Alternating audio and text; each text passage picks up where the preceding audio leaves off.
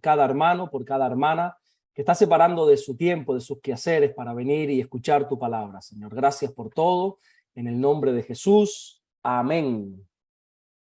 Amén. Pues muy buenas tardes, hermanos. Bienvenidos a todos. Que el Señor les bendiga. Espero que la señal esté llegando bien. Como bien saben ustedes, este programa se está grabando. Si hay alguien que no quiere salir en la grabación, lo único que tiene que hacer es simplemente desconectarse y dejar paso a otro hermano, porque este programa se está grabando, ya que después lo vamos a subir a nuestro canal de YouTube y de Facebook para que otros hermanos también puedan disfrutar de las preguntas y de las respuestas que ustedes en esta tarde nos van a hacer. Este programa debería de emitirse todas las semanas, como mínimo una vez a la semana, pero lamentablemente a veces no dispongo del tiempo. A veces estoy viajando de un lugar a otro y esto me dificulta mucho a veces conectarme para poder tener este tipo de programas. Lo que ocurre es que también lo estamos haciendo en directo en los lugares donde vamos. Por ejemplo, lo hemos hecho en Las Vegas, en San Francisco, lo hemos hecho también ahora recientemente en nuestro congreso en Toledo. En fin, a veces lo que hacemos es que hacemos el programa en el lugar donde estamos y después se graba, se emite y se sube al canal, ¿no? Pero bueno, en esta tarde ustedes tienen la oportunidad de hacerme sus preguntas personalmente, así que tenemos por delante 45 minutos porque tenemos que recortar hoy un poquito porque después tenemos unas clases y hay hermanos que tienen que asistir a esas clases. Así que adelante con la primera pregunta, Alberto. Perfecto, pues tenemos a nuestro hermano Sergio Daniel, que no es la primera vez que va a preguntar, así que si puedes quitar el micrófono, Sergio, y preguntar. Amén, que el Señor les bendiga, pastores. Dios le bendiga, Pastor Alberto. Buenas tardes, hermano, adelante. Pastor José, Dios lo bendiga, ya saben, ¿no? Soy el discípulo amado. Que el Señor le bendiga, pastor. Voy a ir directo porque ahorita estoy en el trabajo y pues aproveché este momento. Mi pregunta era sobre la genealogía del Señor Jesucristo. Si nos vamos a Mateo 1, en el versículo 11, aparece un personaje llamado Jeconías. Pero si nos vamos al libro de Jeremías, en el versículo 22-30, aparece que ese personaje, su descendencia, no heredaría el trono de David. Entonces la pregunta sería, ¿cómo se cumple esto en el Señor Jesucristo? Sí, bueno, en el Nuevo Testamento encontramos dos genealogías, una en Mateo capítulo 1 y otra en Lucas capítulo 3. Y algunos comentaristas opinan que una se hace referencia a la parte paterna y otro a la parte materna. Pero bueno, independientemente de eso, sí, efectivamente hay un personaje que por lo visto fue desheredado, no heredaría, no sería descendiente, no tendría el privilegio de formar parte de esa genealogía. Pero si lees bien la historia de ese personaje, te vas a dar cuenta de que hay otro personaje, ¿verdad? Otro personaje que ocupa su lugar. Entonces, a veces vemos que parece como que se interrumpe la línea genealógica, pero si sigues leyendo toda la información que te da la escritura sobre ese personaje, te vas a dar cuenta de que no se rompió la cadena de dinastía de unos a otros, sino que el Señor apuntó en otra dirección. Eso suele ocurrir muchas veces cuando parece que la historia se interrumpe, cuando parece como que el diablo, el enemigo, ha salido con la suya, no se puede cumplir la promesa, pero luego después resulta que viene la gran sorpresa y Dios tenía algo reservado mucho mejor que lo que en un principio parecía que se había roto, ¿no? Entonces yo te aconsejo, te animo a que vayas al Antiguo Testamento, leas toda la historia de este personaje y te vas a dar cuenta qué es lo que sucede. Dios descarta uno, pero aparece otro que luego por ahí sigue la descendencia, por ahí sigue la línea genealógica hasta llegar nada más y nada menos que a la figura de nuestro Señor Jesucristo. Dios nunca pierde, Dios siempre gana. Aunque parece que todo se ha perdido, aunque parece que ya no hay remedio, el Señor siempre tiene una sorpresa y el hombre nunca se podrá salir con la suya diciendo, bueno, hemos triunfado, hemos demostrado que la Biblia no tiene cumplimiento, sino más bien todo lo contrario. Así que lee toda la historia y te vas a dar cuenta qué fue lo que sucedió y te vas a llevar una sorpresa muy agradable. Muchísimas gracias, pastor. Que el Señor la siga bendiciendo y solo quiero darle una información a mis hermanos que están conectados. Le comentaba al pastor Alberto que ya me aventé todos los pastor online y Y grandes estudios, maravilloso. Ya extrañaba el pastor online, creo que hablo por todos. Y diciéndole a mis hermanos que muchas preguntas de las que hacen ya están en otros pastores online, por si pueden revisarlos para que no sea tan repetitivo todo esto. Sí, Porque es efectivamente. un tiempo Hay muchas maravilloso. preguntas que ya se han hecho en otros programas y claro, a lo mejor las personas no han oído, no han visto esos programas, pero hay preguntas que ya se han respondido en el pasado, efectivamente. Un abrazo, Amén. mi querido hermano Sergio. Dios te bendiga mucho. Cuídate. Dios le bendiga, hermano. Gracias. Gracias, un abrazo. Bendiciones. Igualmente. Qué bueno. Esa pregunta es demostración de que este hermano lee la Biblia. Sí, Porque sí, esta sí. pregunta no la hace cualquier persona que no lee la Biblia. Él, no sé si recuerda, él estaba con, no sé si era su suegro, que es pastor también. Hace unos cuantos pastor online, él se conectó, él decía, yo soy discípulo de Manolo Sierra. Amén. Con el pastor suyo al lado, que era su suegro. Sí, sí, me acuerdo de aquella escena tan interesante, ¿no? Bueno, Qué bueno. tenemos una segunda pregunta que la va a hacer nuestro Adelante, hermano Arturo Sánchez. Por favor, si puede quitar su teléfono, su silencio. Muy buenas tardes a todos por allá. Acá, buenos días desde México. Muchos saludos, pastor. Bendiciones, hermano. Gracias. La pregunta es una pregunta sencilla, sería la importancia del ayuno en general para los cristianos, la importancia en general que tendríamos del ayuno. Ok. Bueno, sí, efectivamente, tanto el Antiguo como el Nuevo Testamento hay muchas referencias que tienen que ver con el tema del ayuno. Dicho sea de paso, el ayuno no es una doctrina, no es algo obligatorio, no es algo que hay que hacer sí o sí, y si no, como que nos condenamos, nos perdemos. No, no. El ayuno en ningún momento es algo impuesto, no es algo obligatorio, no es algo que todo cristiano tiene que hacer. Es más, hay cristianos que no deberían de ayudar y no pueden ayunar porque a veces están en tratamiento médico o por distintas circunstancias, ¿verdad? Pero independientemente de esto, el ayuno, por ejemplo, hay momentos en la vida de la reina Esther, cuando el malvado Naamán quería destruir a todo el pueblo de Israel, un momento de urgencia nacional, y entonces se hace una convocatoria a la oración y al ayuno, porque es un momento tremendamente trascendental y muy importante en la historia del pueblo de Israel, ¿verdad? Isaías en su libro habla del verdadero ayuno. ¿Cuál es el verdadero ayuno? ¿Qué características tiene que tener el verdadero ayuno? Los fariseos en la época de Jesús presentaban como argumento a su favor, ¿no? Como un mérito a su favor, el hecho de que ayunaban también algunas veces a la semana. El mismo Señor Jesucristo vemos que ayunó durante 40 días en el desierto de Judea. Es decir, el ayuno es para momentos puntuales, el ayuno no es pasar hambre, el ayuno no es una especie de dieta, ¿no? Yo, bueno, no como y así adelgazo. No, el ayuno tiene que ir arropado, tiene que ir acompañado de oración. Si no hay oración, sinceramente, desde mi punto de vista, ese ayuno no sirve absolutamente para nada. Tampoco me gusta la gente que ayuna de una forma religiosa, ¿no? Dice, bueno, voy a ayunar, pero bueno, ¿ayunar para qué? ¿Y por qué tiene usted que ayunar?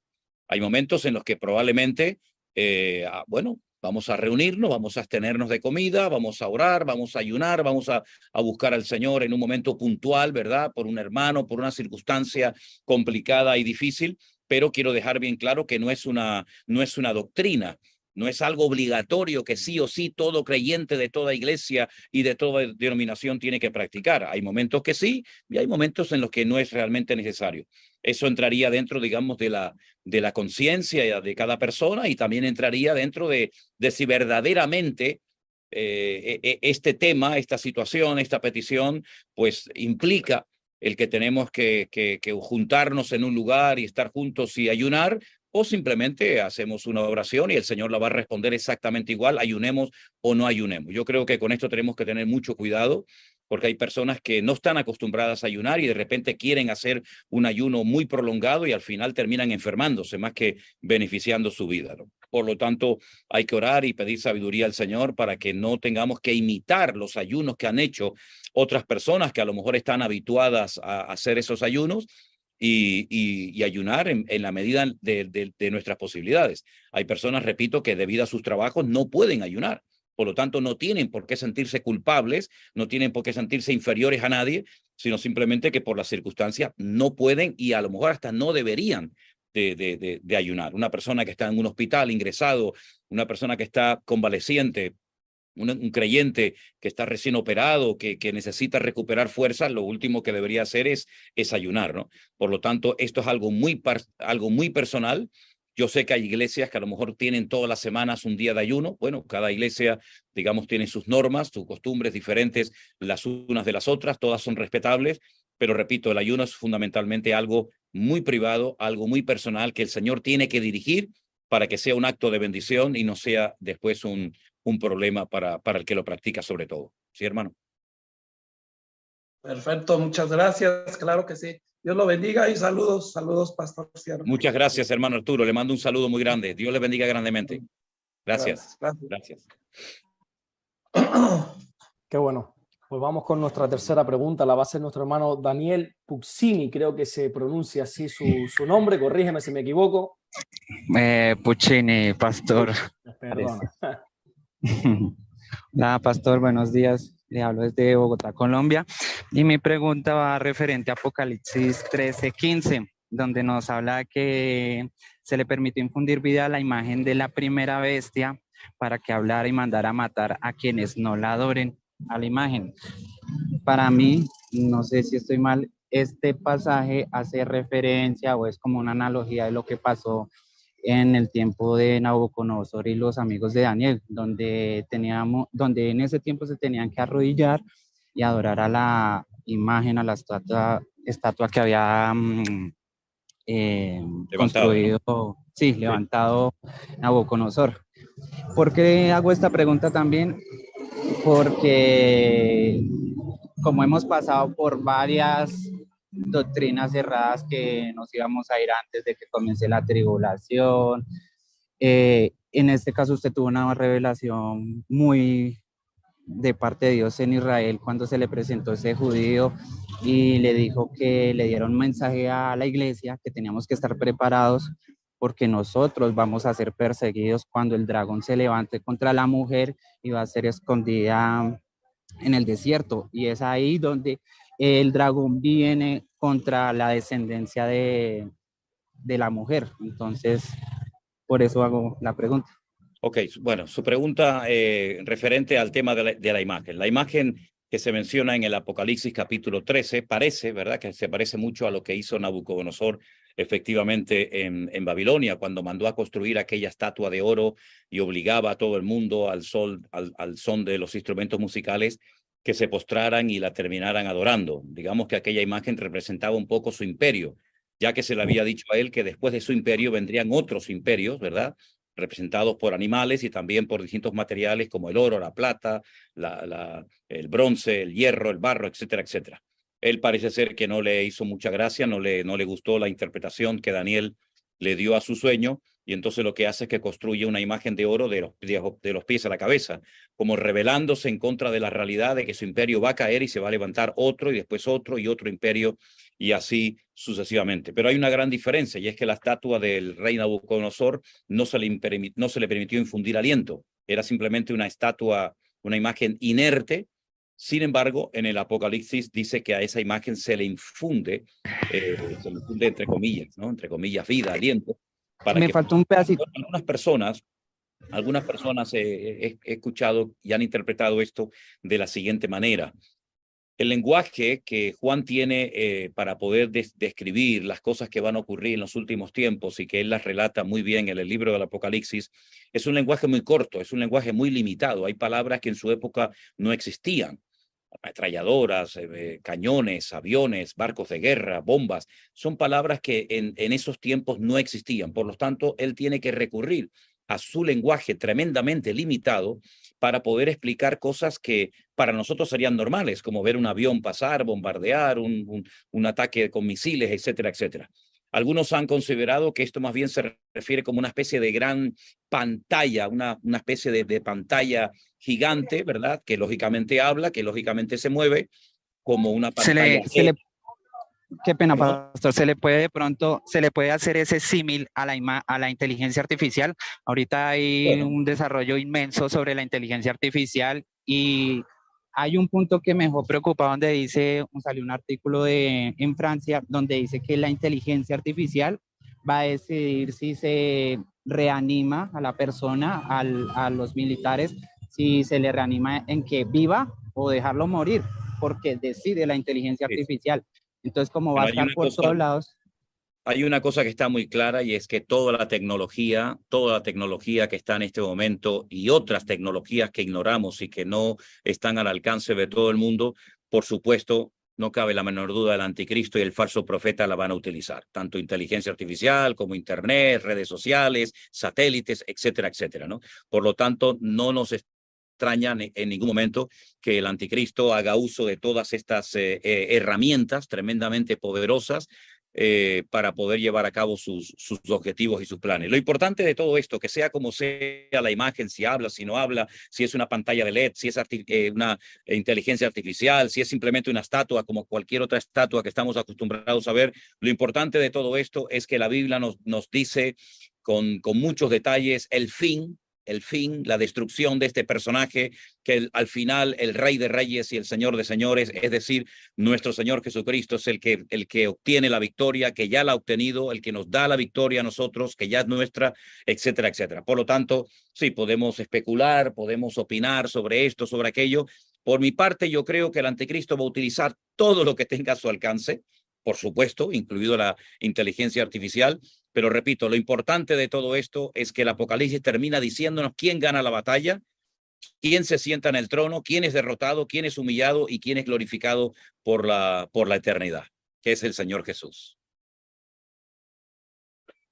Gracias, Dios pastor. te bendiga grandemente, Daniel. Cuídense mucho. Bendiciones a Colombia. Pues es una pregunta bastante, la verdad, bastante interesante. Vamos con la cuarta pregunta. La va a hacer en este caso nuestra hermana Edilcia Villalta. Así que le invito a que pueda quitar su micrófono. Buenos días a todos. Mi pregunta es, ¿se escucha? Le escuchamos perfectamente, hermana. Bueno, estoy hablando de Ana, Texas. Mi pregunta es sobre el sello del Espíritu Santo. Entonces, cuando nosotros somos salvos, el Espíritu Santo nos sella, ¿verdad?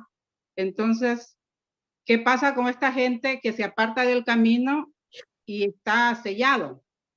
Es sobre se pierde la salvación ahí, no sé, estoy ahí un poco confusa. Nosotros estamos sellados en Cristo Jesús. No es que nosotros llevemos una marca indeleble o física. Todo lo que nosotros tenemos, lo tenemos en Cristo Jesús. Esa expresión, ese sello del cual habla la Biblia en el libro de Efesios, la carta de Pablo a los Efesios, si usted la lee con detenimiento va a darse cuenta de que el apóstol Pablo, la frase más repetida es en Cristo, en Cristo, en Cristo, ¿verdad? Es decir, nosotros estamos marcados en Cristo. A veces creemos como que el Señor nos ha puesto una marca, ¿no? Como que a nosotros nos ha puesto un sello y entonces ya a donde vayamos, como las vacas, ¿no? Como los animales, llevamos un sello. No, no es realmente así. Nosotros estamos sellados en Cristo Jesús. Y mientras estemos en Cristo Jesús, somos salvos. Mientras estemos en Cristo Jesús hay victoria.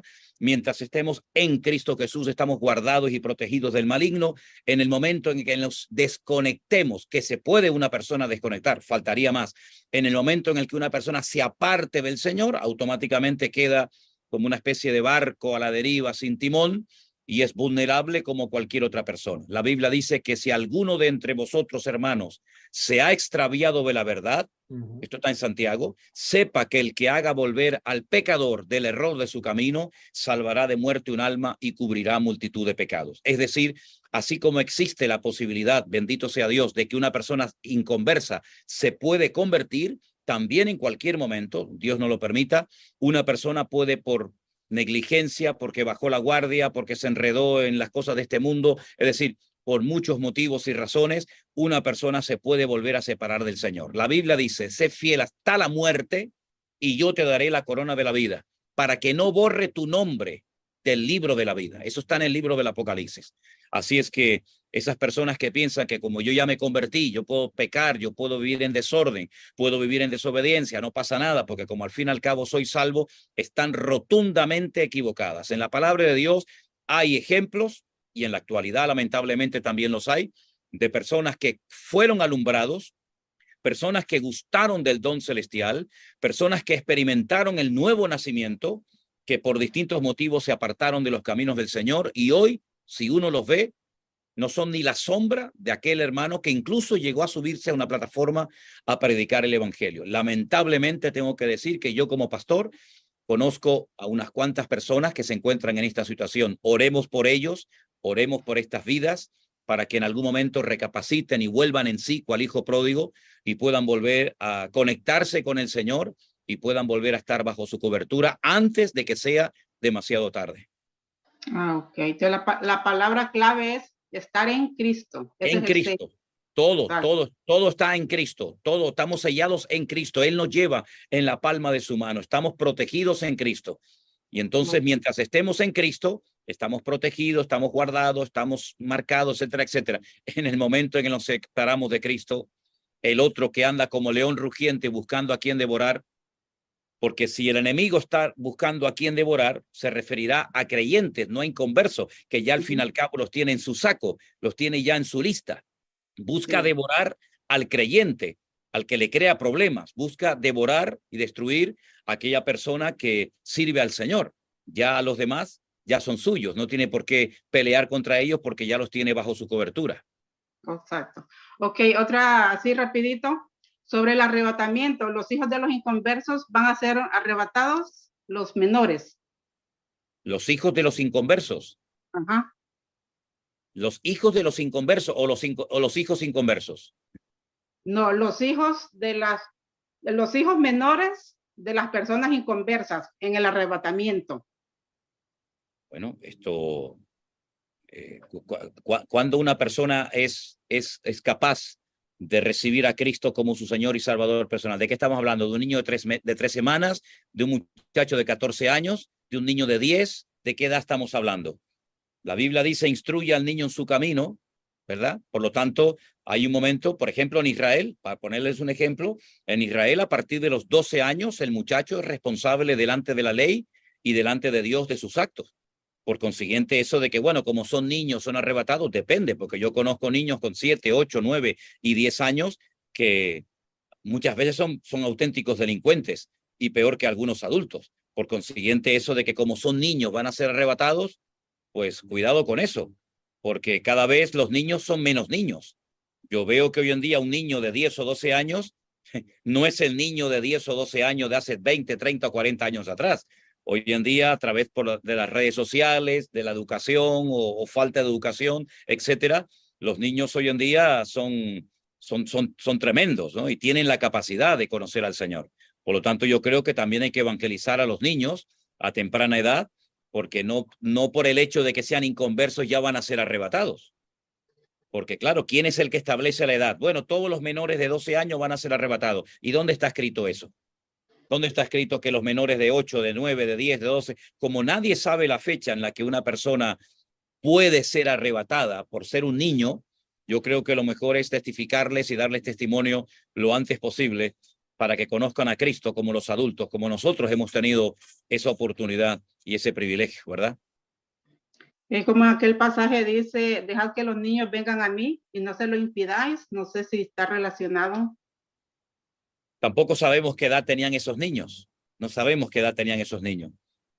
Yo creo que aquí lo importante es que nos ocupemos de nuestra salvación con temor y temblor, y a cualquier persona que se nos ponga por delante, sea niño, sea adolescente, sea joven o sea anciano, le demos testimonio para que tenga la oportunidad y el privilegio de conocer a Cristo, como nosotros lo hemos tenido.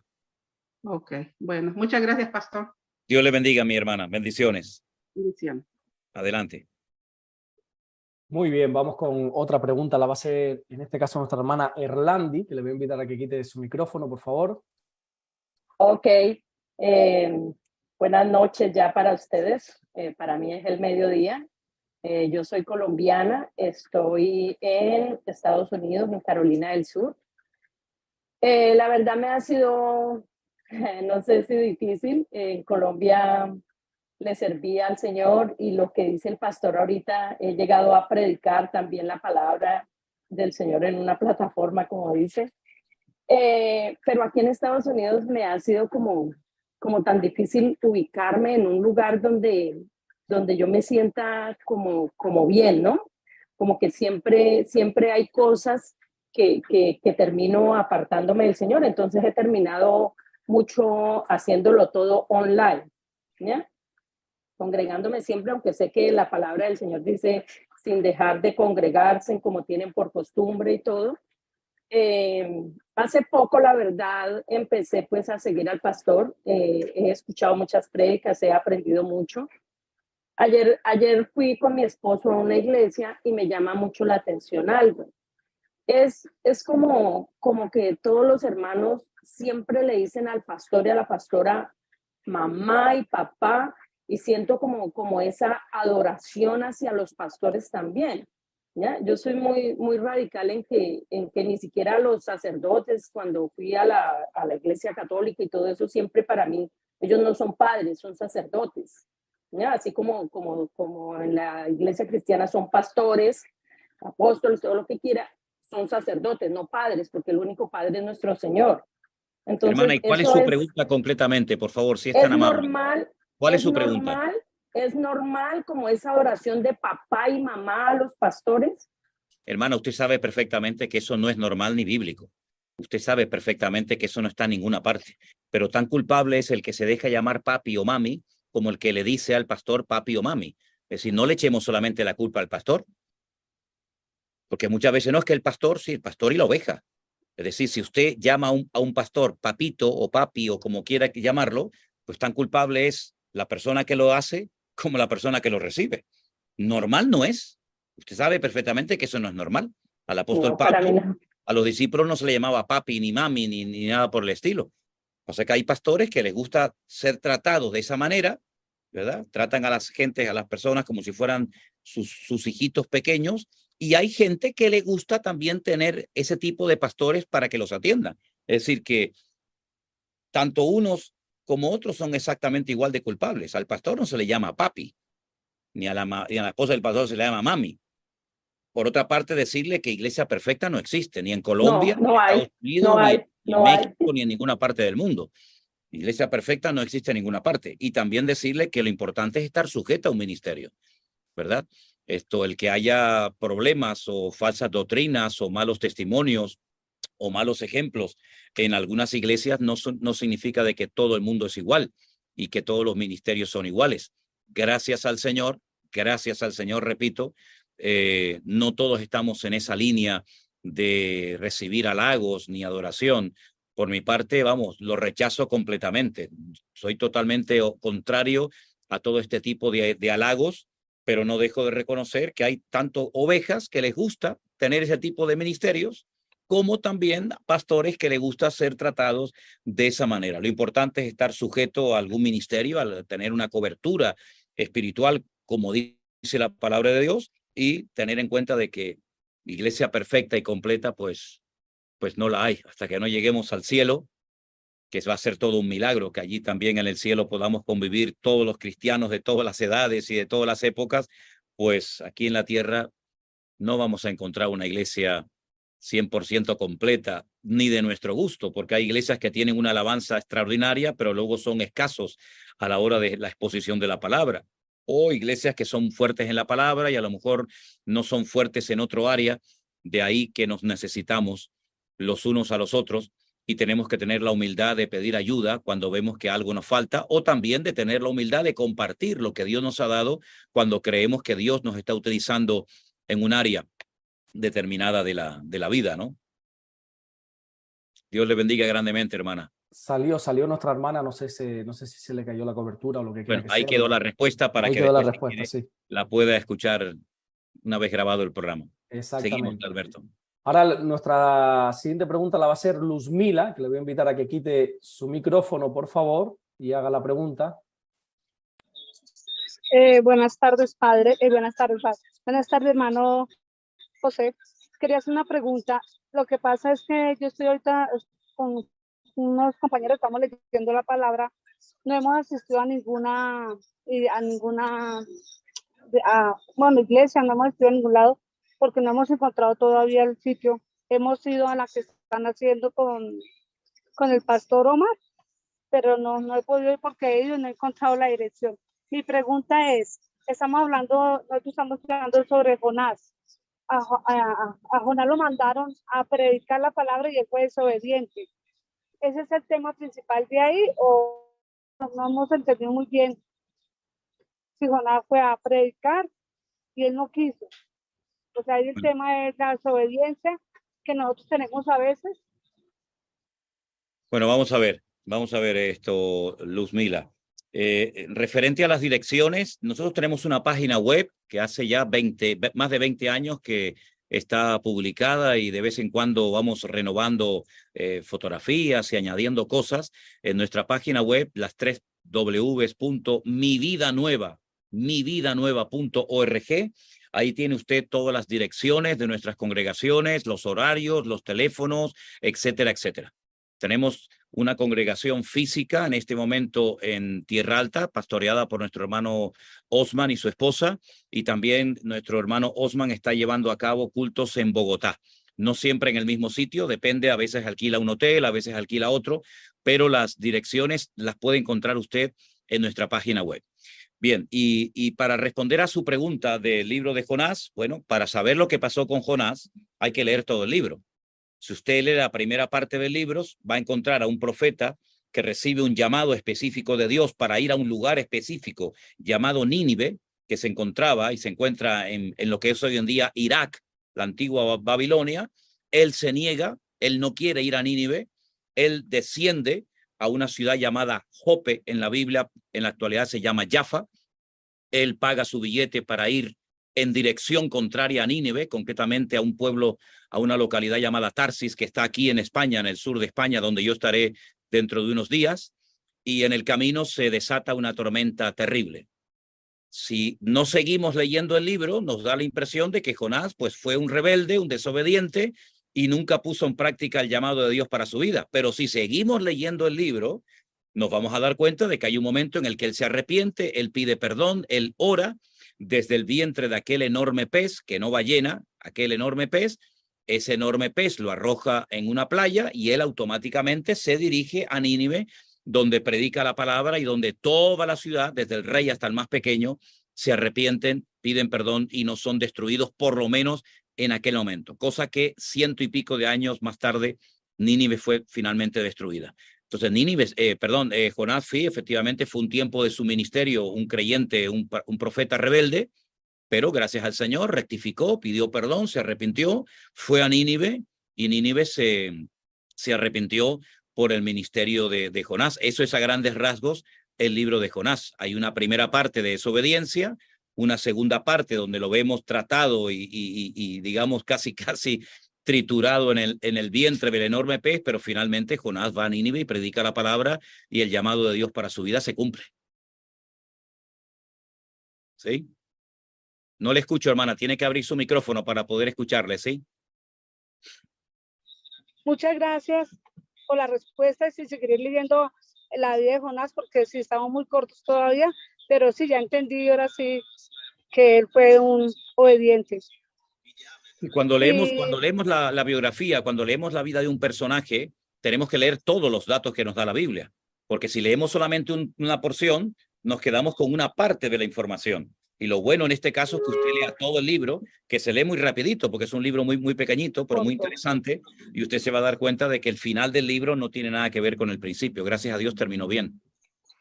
Gracias, muchas gracias, hermano. Dios le bendiga, hermana. Bendiciones. Amén, amén.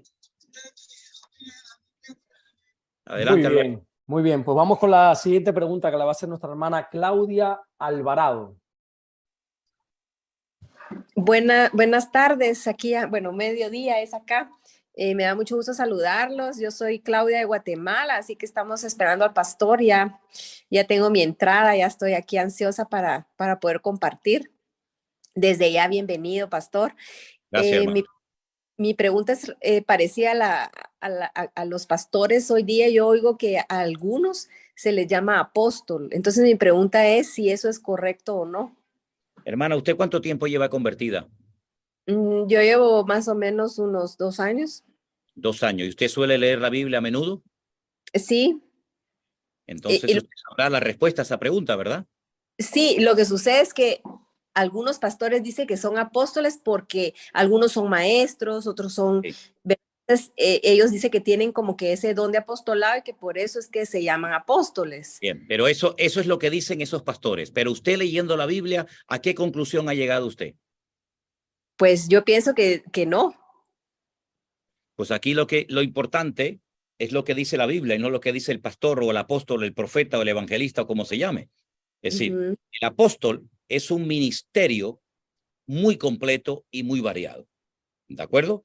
El apóstol es un poco de todo. Es pastor, es maestro, es evangelista, es pastor de pastores, funda obras, levanta obreros, etcétera, etcétera. ¿Vale?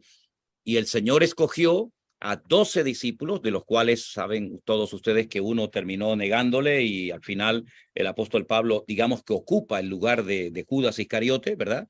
Y la Biblia dice que nuestra fe está fundada sobre los apóstoles y sobre los profetas, es decir, sobre los autores del Antiguo Testamento. Hoy en día hay personas que tienen un ministerio apostólico, no le quepa a usted la menor duda, claro que sí. Hoy en día hay pastores 100%, evangelistas que son evangelistas 100%, maestros y hermanos que tienen un ministerio más amplio que no solamente abarca lo que es la iglesia local, sino también sale de las paredes de la iglesia, ¿no? Ahora, de ahí a que muchos hoy en día se hayan autoproclamado apóstoles, creyendo que de esa manera son más importantes que un pastor o un maestro de una congregación, pues me parece a mí un disparate. Por otra parte, no nos olvidemos que cuando el Señor le mostró a Juan en la isla de Patmos la Nueva Jerusalén, le mostró una ciudad donde había 12 tronos para los 12 apóstoles del Cordero. Es decir, no va a haber millones de tronos para apóstoles que hoy en día están por todas partes, sino que el Señor nombró ya de una manera especial y reconocerá por la eternidad a los verdaderos 12 apóstoles del Cordero. Porque una de las características para ser un apóstol de Cristo es que hubieran visto la resurrección y hubieran tenido un encuentro presencial con el Señor Jesucristo. Y todos estos que se llaman apóstoles hoy en día, ninguno de ellos vio la resurrección ni fue testigo ocular de la resurrección de Cristo. Por lo tanto, están utilizando un título que les queda largo. Que tienen un ministerio amplio, me parece muy bien, pero de ahí a que se autodenominen o se llamen apóstoles, yo ya sinceramente no comparto eso, porque yo creo que el título más elevado y más extraordinario que podemos tener es el de siervos inútiles, y ese parece que no lo quiere tener nadie, ese parece que no lo pide nadie. Todos quieren la medalla, la estrella, ¿no? La chapa en el pecho, ¿no? Pero sin embargo el de siervo inútil, no sé si todavía lo hemos conseguido o estamos en ello.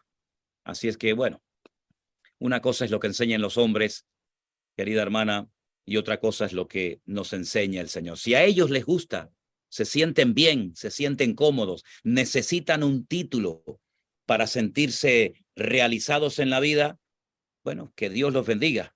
Pero yo particularmente, ni mi hermano Alberto, ni nuestros pastores, necesitamos ningún tipo de reconocimiento, ni ningún tipo de título especial para sentirnos realizados.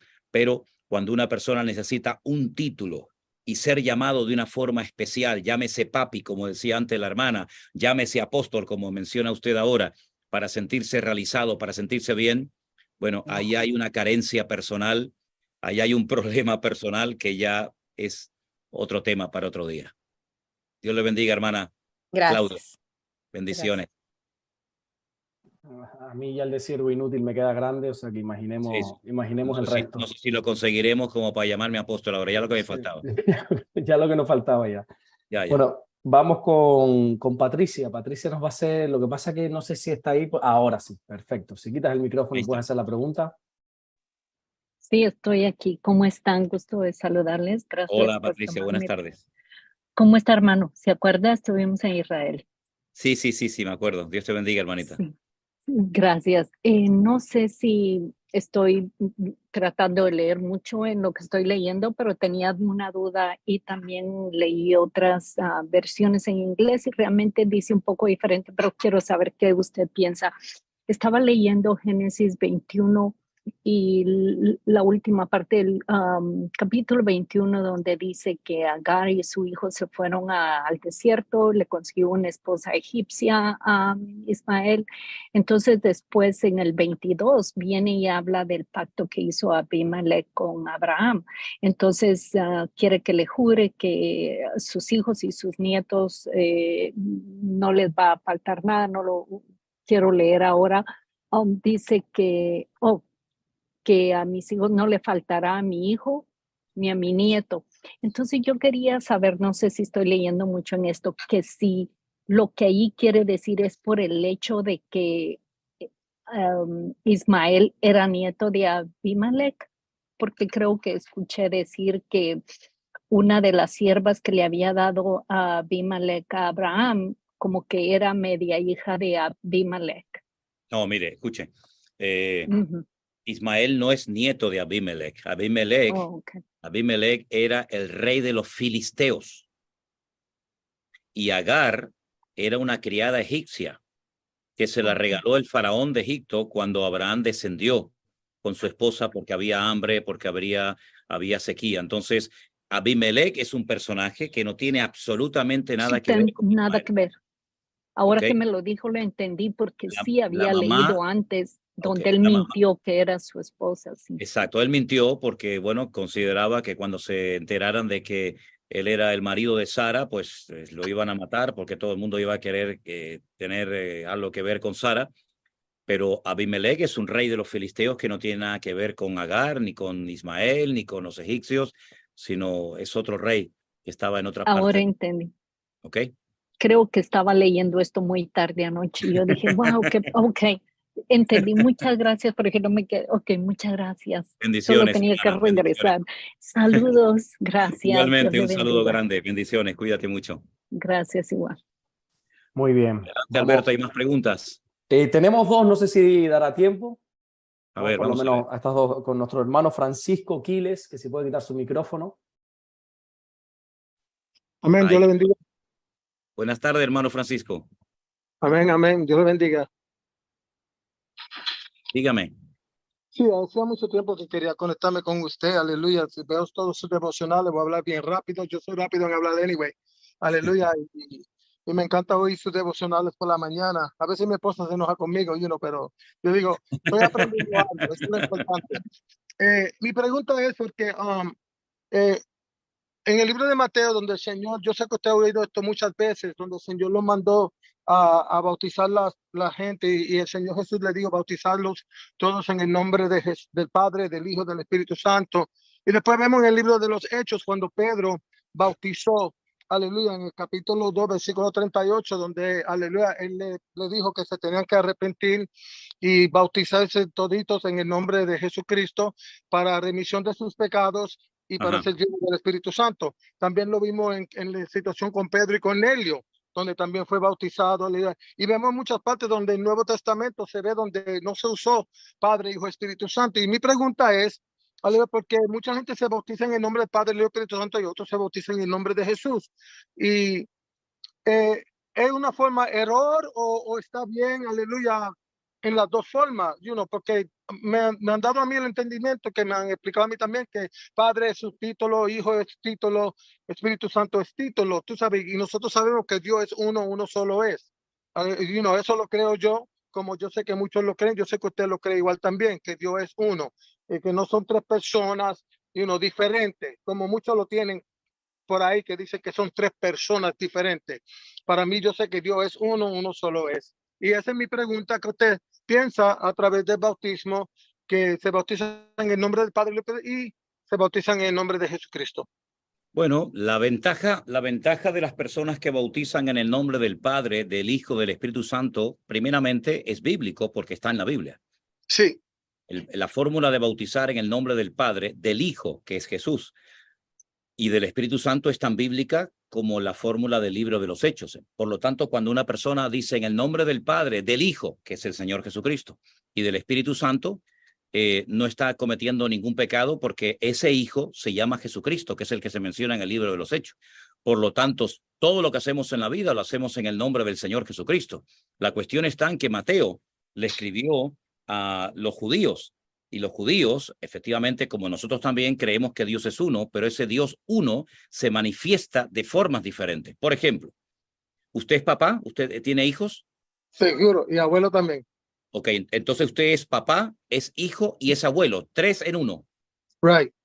Usted tiene papá, entonces cuando va a ver a su papá, en el caso de que viva, no lo sé, Sí, okay, usted va como hijo, ajá, pero al mismo tiempo usted es padre yes. y al mismo tiempo es abuelo. Ujú. Es decir, wow, 3 cosas en una. No Pero deja de ser abuelo para convertirse en hijo, ni deja de ser hijo para ser papá. Son las 3 Yeah. cosas en uno. Dios Yeah. es uno, pero cuando usted va a ver a su papá, va como un hijo. Y Right, cuando usted va a ver a su nieto, va como su abuelo, ¿no es cierto? Correcto. Okay. Por lo tanto, exactamente igual ocurre con nuestro Dios. Dios es uno, no son 3 personas, no son 3 dioses. Eso es un disparate, eso es una locura. No somos politeístas, somos adoradores de un solo Dios, y a ese Dios adorarás, ¿verdad?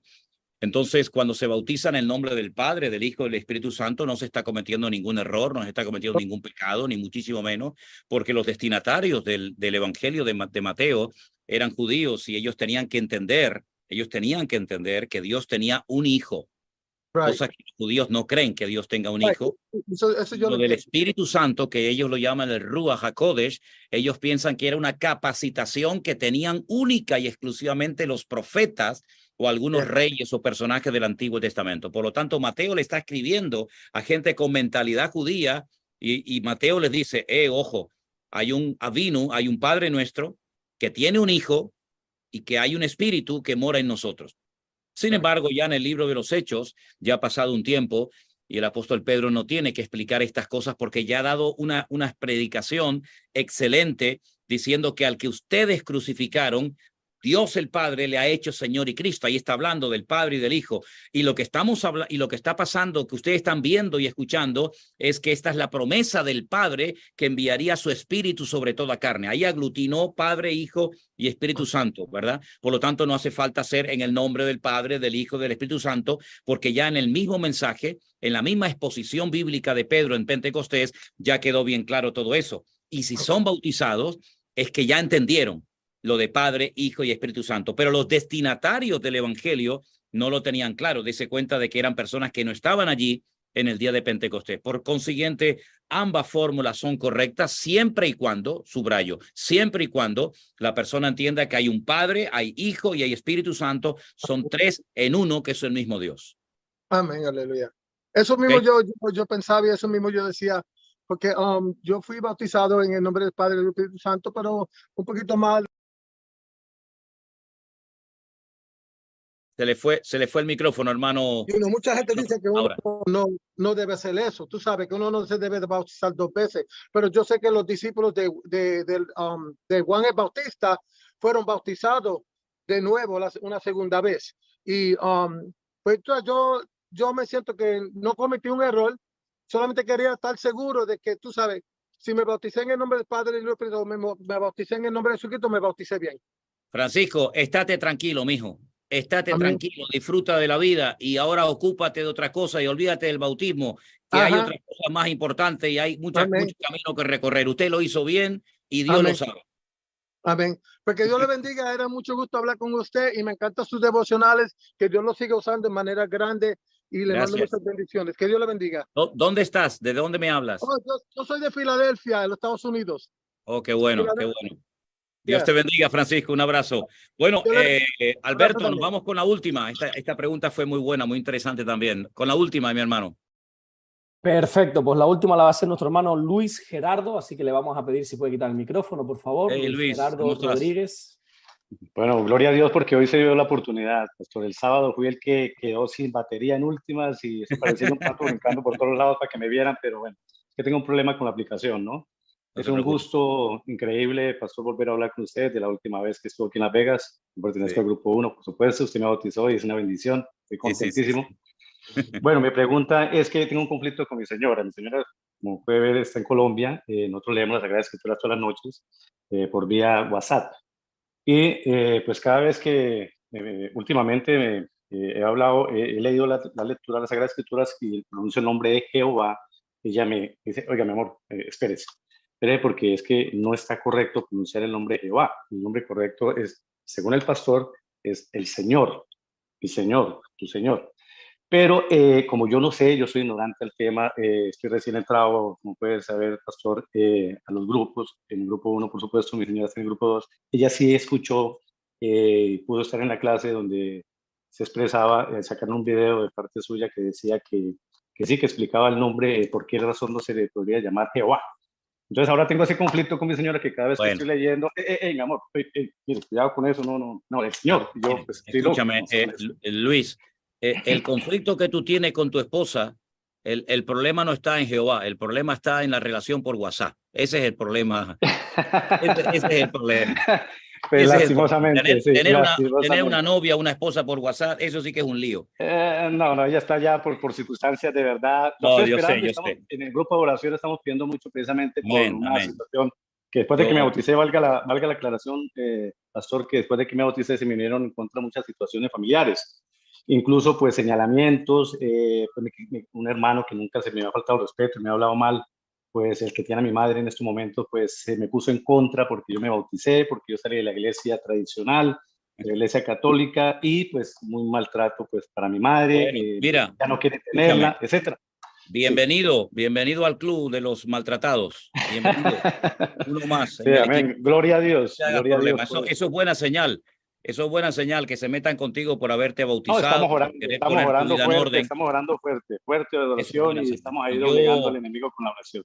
Amén. Y yo confío y deseo de todo mi corazón que pronto te puedas otra vez juntar con tu esposa, ¿no? Ahora, permíteme decirte algo. Mira, en la Biblia, esto lo he dicho en varias ocasiones y yo creo que viene bien volver a recordarlo, ¿no?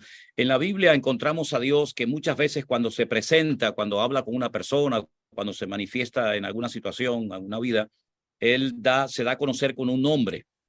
Hay momentos en los que Dios, a Abraham se le presenta con un nombre, a Moisés con otro. En el primer libro de la Biblia aparece el nombre Elohim, aparece Adonai, aparece Rafa, aparecen muchos nombres, pero esos son, digamos, cosas o aspectos o atributos de lo que Dios hace. Dios es paz, Dios es sanador, Dios es pastor, Dios es todopoderoso. Está bien, es como por ejemplo decir, bueno, yo, no sé, me llamo José Manuel, ¿ves? Soy el pastor José Manuel Sierra, pero te puedo agarrar una guitarra y te canto, o te puedo hacer una tortilla y te hago unos espagueti, a ver si me entiendes. Una cosa es lo que yo haga, que no sé hacer mucho, pero una cosa es lo que yo haga y otra cosa es mi identidad como nombre, como persona. Dios tiene un nombre propio. El nombre propio de Dios en hebreo son 4 consonantes. Nosotros en castellano, o en inglés o en cualquier idioma, tenemos vocales y consonantes. En hebreo las vocales no existen. Las vocales se inventaron siglos más tarde de los textos bíblicos para que la gente que había olvidado cómo se leía el hebreo, el texto original, supieran cómo se pronuncia esa palabra, ¿verdad? Si yo, por ejemplo, le doy a ustedes, a todos los que me están escuchando y viendo ahora mismo, yo le doy a usted una letra C y una letra S, usted con esa C y con esa S, usted puede formar la palabra cosa, la palabra casa, la palabra casi, etcétera, etcétera. En hebreo, como no existen vocales, uno tiene que ver el contexto para saber qué palabra es la que se está mencionando en ese momento. Como eso se perdió, esa práctica se perdió con el paso del tiempo, y la mayoría de los judíos ya hablaban más arameo que hebreo, unos señores llamados los masoretas inventaron un sistema vocálico de puntitos y rayas, los masoretas. Busca eso en internet, que vas a encontrar información interesante. Masoretas, con Z o con S, depende, ¿no? Entonces, estos señores inventaron unas vocales y se las añadieron al texto bíblico para que la gente supiera cómo pronunciar exactamente la palabra en ese momento. ¿Qué fue lo que pasó cuando los masoretas llegaron a los manuscritos y llegaron al nombre de Dios, que son 4 consonantes? ¿Cómo se pueden pronunciar 4 consonantes sin vocales? Es imposible. No se puede pronunciar una palabra con consonantes. Las consonantes son Yod, Hei, Bat, Hei. Repito, Yod, que es Yod, Hei, Bat, Hei. La Yod sería como la Y, la Hei es una especie de H. La Vav es una V, una V corta, ¿verdad? Yod, Hei, Bat, Hei, y la Hei otra vez se repite. Entonces, ¿qué hicieron los masoretas? Le metieron unas vocales para que se leyera en inglés Jehová, o en español, castellano, Jehová. Pero se las metieron mal. ¿Para qué?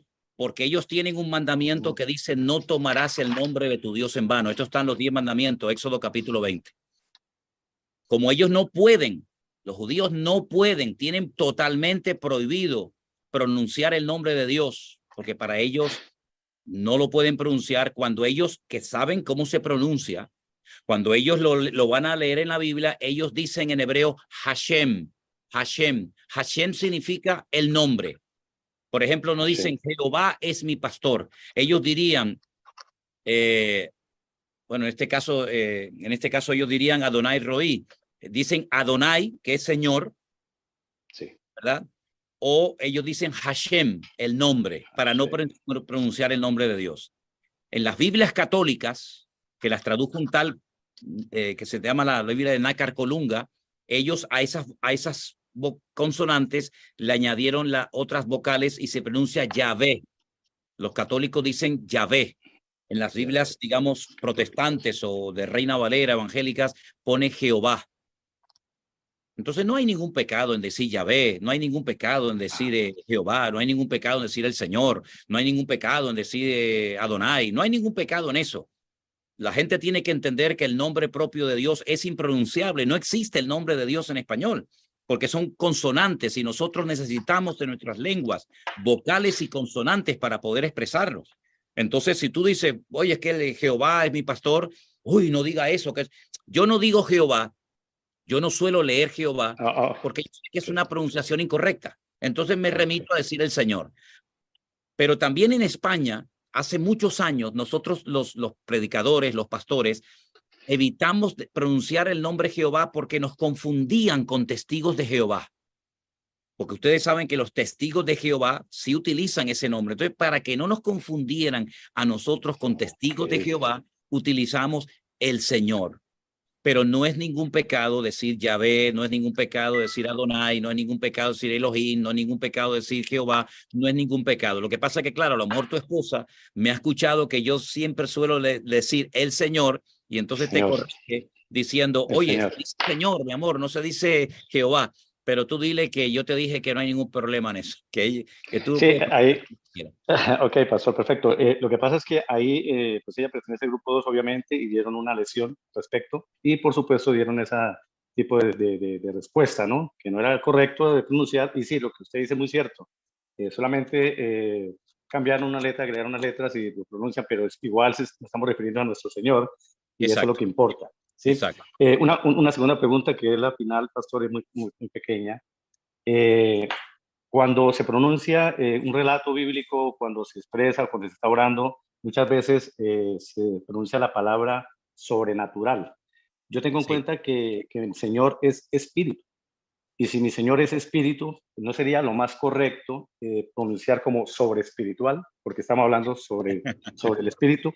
Es mi pregunta, ¿no? O sea, pues considero de que sobrenatural siempre uno ve las cosas endemoniadas, los cultos satánicos, etcétera, y pues cuando se expresan de esa manera digo, no será que se están expresando mal, se están expresando es para el Dios equivocado, sobre espiritual por ser nuestro Señor espíritu, ¿no? Es mi pregunta. Sí, pastor. está bien.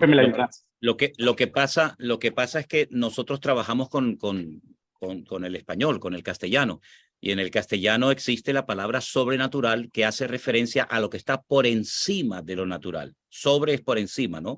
Lo que está por encima de lo normal, de lo natural. Entonces, la palabra sobrenatural no hay ningún problema porque sabemos a lo que nos estamos refiriendo. En el texto hebreo, la palabra sobrenatural no existe. ¿Por qué? Porque en el hebreo no existe lo que llamamos el superlativo.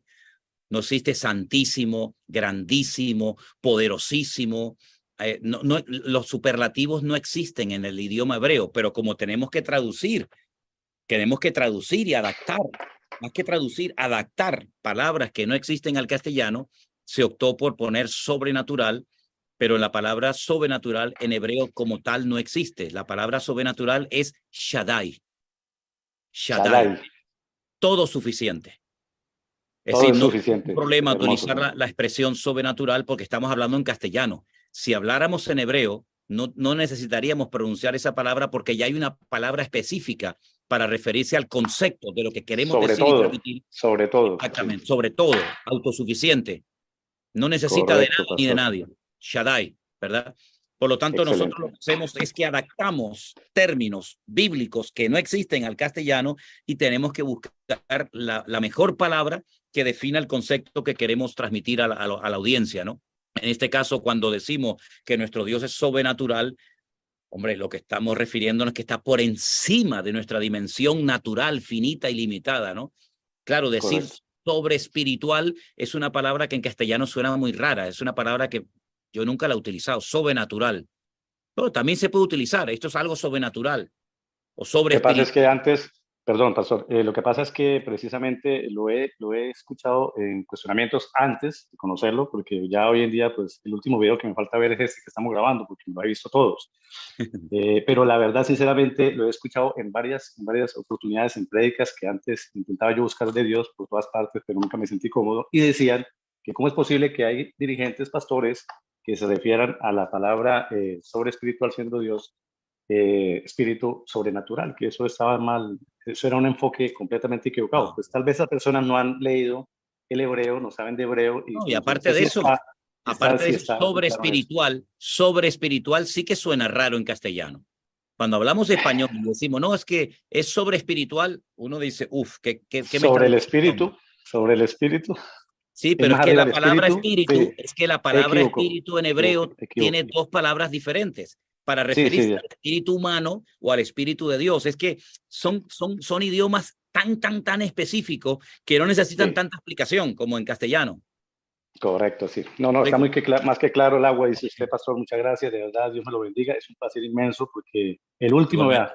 vea, fue de los primeros, en la raspa entró ahí por raspado, ¿no? Por raspado, por debajito entré, pero por fin pude entrar y qué Qué bueno bueno. saludarlo directamente, Dios me lo bendiga, que le siga Gracias Luis, dando un abrazo grande. iluminación y mucha palabra, ¿yo? Muchas gracias. Saluda a tu Dios me lo esposa. bendiga. Saluda a tu esposa. Gracias, Bueno, se la daré con mucho gusto. gracias, mi hermano. Un abrazo grande. Mira, Lisbeth, Rocío, como te veo con tu manita levantada, te voy a dar lugar a ti a la última pregunta, ¿te parece? Y otra cosita, si mañana me ven en el devocional con la cara como un tomate, es que tengo el sol delante de mí y llevo 1 hora tomando el sol, Alberto, y cuando me vean mañana me decís, ¿qué le pasó a Manuel? Bueno, Manuel, es que, mira, tengo el sol aquí delante de mí con una fuerza tremenda. Ustedes saben que en Galicia, en esta parte del mundo, es la última parte donde se pone el sol, y aquí hasta las 10:30, 11 de la noche tenemos este sol, porque estamos en el Finisterre, en el fin de la tierra, y mañana me van a ver muy coloradito en el devocional. Así que bueno, No hay que esperar a mañana, ya está rojo como un tomate, ¿eh? ya estoy rojo como un tomate, imagínate. Imagínate. Hermana Lisbeth, con usted me voy, dígame. Buenos días, pastor, José Manuel Sierra, soy desde noches. Perú. Por acá todavía es mediodía. Soy desde Perú y estoy muy feliz, nerviosa, estoy temblando de poder comunicarme con usted. Gracias a sus devocionales, gracias a Alberto, ya es la segundo domingo que voy congregando en una iglesia cristiana acá en Chaclacayo, porque Gloria él a siempre Dios. nos pide, por favor, congreguen, pero siempre lo escucho a usted, estoy en los devocionales, también con Alberto aprendo un montón de cosas. Gloria a Dios. Realmente Qué mi bueno. pregunta es, pastor, sí, ustedes me han acompañado toda la parte de mi duelo. Bueno, mi pregunta es acerca de Abraham y Abimelech, ¿no? Ajá. Él tuvo que mentir para poder protegerse, ¿no? Protegerse, pero a la vez él decía la verdad, porque sí era Sara su media hermana. Ya. Sara sí era su media hermana, él, ¿no? Salió, como cuenta la historia, sale de la casa de su padre, ¿no? Sí. Y él sí mintió a lo que es me acabo de enterar también por usted que era un príncipe, un rey, Abimelech, ¿no? Que compró a Sara. Entonces, no mintieron, a la vez Abimelech era inocente de la mentira de ambos, porque no, ella, mentir y verdad, porque sí era su hermana, sí eran hermanos, ¿no? Entonces, yo quiero saber cuál es lo que ellos, porque hoy en día para nosotros unirnos con nuestro medio hermano es un pecado, ¿no? Claro. Entonces, sí. yo quiero saber Bueno, qué es hermana, lo que el Señor mire, pensaba. La realidad es que la Biblia no oculta los pecados y los defectos de los grandísimos hombres de Dios para que no los tengamos en una excesiva estima y pensemos que eran como especie de supermanes, ¿no? Especie de superhombres, ¿no? Si no fuera porque el Señor inspiró a los autores de la Biblia, nunca sabríamos la media mentira de Abraham, ni la media mentira de su hijo Isaac, ni el pecado de David, ni tantas y tantas cosas como por ejemplo la desobediencia del profeta Jonás, o como por ejemplo también los pecados de los hijos del sacerdote Elí o la negación de Pedro. Es decir, ¿por qué la Biblia no guardó silencio? ¿Por qué la Biblia nos cuenta esas cosas? Bueno, ya le digo, hermana, para que nos demos cuenta de que todos somos de carne y hueso, y como decimos en España, aquí el que no corre, vuela. O pecamos de una manera o pecamos de otra. Si no nos hubieran nunca contado los pecados de estos grandes hombres de Dios, diríamos, Dios mío, nosotros nunca vamos a poder llegar a esa estatura, a ese nivel espiritual. No es que justifiquemos sus pecados, no es que justifiquemos sus errores como seres humanos, pero la verdadera motivación de Abraham era el temor. Él tenía miedo. Él tenía miedo de que dijeran, mira, este hombre, esta mujer está casada, vamos a matar a este hombre y nos llevamos a su mujer. Entonces, bueno, mira, tú di que es mi hermana. En el fondo sí, eres mi hermana, pero también eres mi esposa. Es decir, estás diciendo una media verdad. Es tu hermana, pero hombre, sé sincero, es tu hermana, pero también es tu mujer, que es lo que él ocultó. Entonces, vamos a poner nuestra mirada solamente en el Señor, porque todos fallamos. Todos cometemos errores, no hay nadie perfecto, solamente hay uno que es perfecto, que es nuestro Señor Jesucristo, que dice que nunca hubo engaño en su boca ni pecó jamás de ninguna manera. Por lo tanto, cuando encontramos los errores y los pecados de estos grandes hombres de Dios en la Biblia, nos damos cuenta de que eran tan humanos como nosotros. Me viene a la cabeza ese texto de Santiago que dice que Elías, fíjense de quién estamos hablando, Elías era un hombre sujeto a pasiones semejantes a las nuestras, pero cuando oró fervientemente cerró el cielo. Es decir, lo espiritual es una cosa y digamos la parte del carácter es otra. Y todos necesitamos crecer y madurar, y ¿quién no peca?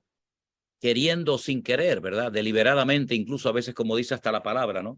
Por lo tanto, que Dios nos guarde, porque es verdad, hermana, como usted dice, sí, era su hermana, pero ¿por qué no dijo es mi hermana y es mi esposa? No se atrevió a decirlo, tuvo miedo. Incluso le obligó casi a ella a mentir. Por lo tanto, miremos solamente al Señor y no copiemos lo malo, sino imitemos lo bueno, como dice la palabra. Amén. Bueno. Gracias, pastor. Gracias. Agradecida con el Señor por este momento bendecido. También oro mucho por Miriam, porque sé todo lo que está pasado, sé lo que ha sufrido por dentro y nunca nos los ha demostrado. Estas cosas, ¿no? El Señor nos